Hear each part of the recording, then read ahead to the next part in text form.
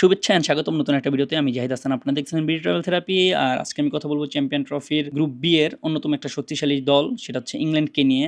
আর এটা হচ্ছে আমার ৬ নম্বর পর্ব এই চ্যাম্পিয়ন ট্রফি। তো ইংল্যান্ডকে নিয়ে শুরু করার আগে তাদের স্কোয়াডটা দেখে নিই, সম্ভাব্য একাদশ কি হতে পারে সেটা দেখে নিই। ব্যান ডাকেট রয়েছে, ফিলিপ সল্ট রয়েছে, হেনরি বুক রয়েছে, জো রুট রয়েছে, জো বাটলার রয়েছে, লিয়াম লিভিস্টিং রয়েছে। এই ৬ জন টপ ক্লাস ব্যাটসম্যান, এই ৬ জনই খেলবে, এতে কোনো সন্দেহ নেই। বাকি ৫ জন হয়তো বলার অলরাউন্ডার মিক্স করে খেলবে। বাইডন ক্রাইজ রয়েছে, গ্যাশ অ্যাটকিনসন রয়েছে, মার্ক উড রয়েছে, জফরা আচার রয়েছে এন্ড হচ্ছে আদিল রাশিদ। এই 11 জনের সম্ভাব্য খেলার চাহিদাই বেশি। এছাড়াও যেই বাকি যেই ৩ জন রয়েছে, জিমি স্মিথ রয়েছে, জিমি ওভালটন রয়েছে আর সাকিব মাহমুদ রয়েছে। তো মূলত এই ছিল মানে ইংল্যান্ডের টিম।